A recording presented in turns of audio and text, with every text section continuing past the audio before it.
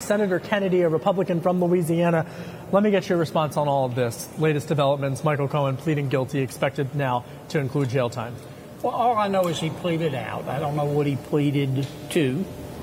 I do know when the United States government puts its massive resources behind the prosecution,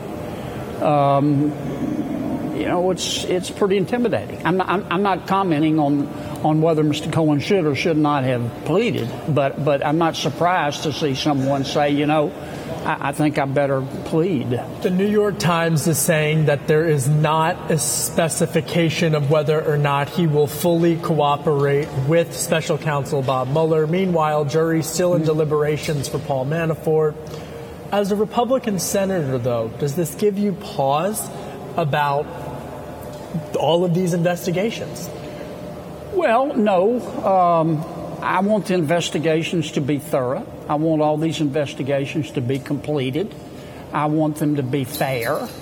But when somebody pleads against the United States government, it happens all the time. And sometimes many times it means they did something wrong. Sometimes it just means, hey, I don't have the resources to fight this. I'm not commenting on which is which in terms of Mr. Cohen, but I have known plenty of instances where people have said, look, I can't bankrupt my family. I can't fight this. I'm not saying that's the case of Mr. Cohen, but it's not unusual to see somebody plead. And I'm just getting word that NBC News is now reporting that these plea deals include bank fraud as well as other financial fraud. Switching gears, a big case in Louisiana regarding the Second Amendment. You've spoken out against Citigroup as well as some other banks for not doing business with them. You don't feel that the state should be doing business with them because of their position on the Second Amendment.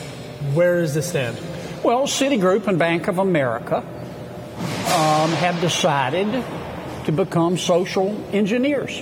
They apparently don't have enough to do as bankers, and they've decided that they're going to write their own policy of the Second Amendment and won't do business with any manufacturers of guns or retailers and consumers who disagree with them. Now, that's Citigroup's right and Bank of America's right. I think it's a little hypocritical. Citigroup took $470 billion from the American taxpayer in a bailout. Bank of America took $340 billion. I don't remember them saying, we don't want money from taxpayers who believe in the Second Amendment. They took their money. But they came to Louisiana and said, we want a $600 million bond issue.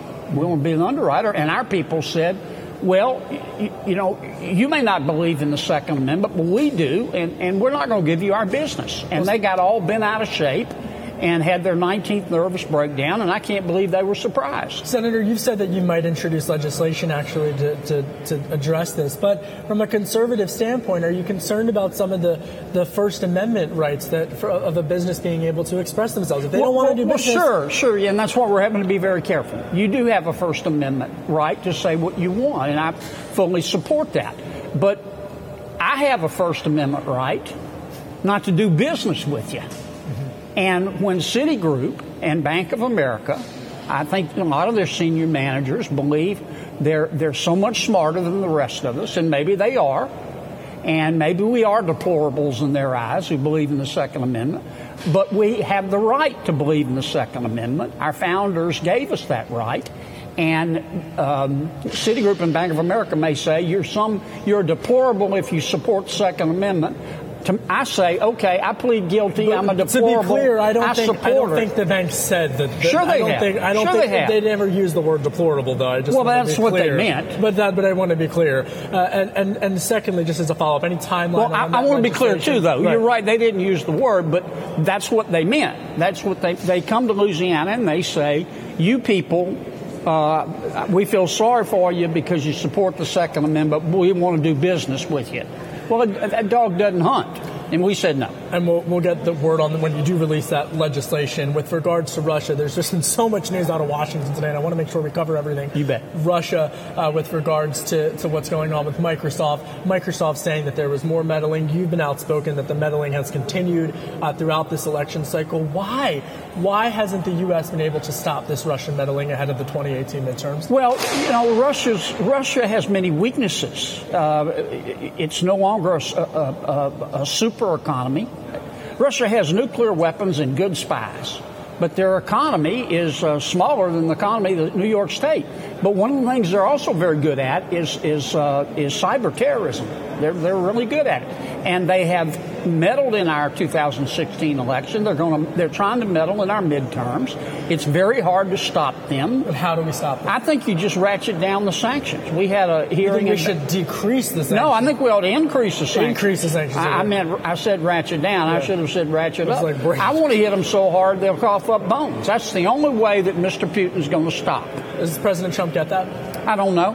I haven't really discussed it with him, but I hope he does. Now, if Russia demonstrates a change in behavior, I'd be willing to talk about relaxing sanctions. But until they change their behavior, I'm for escalating the sanctions.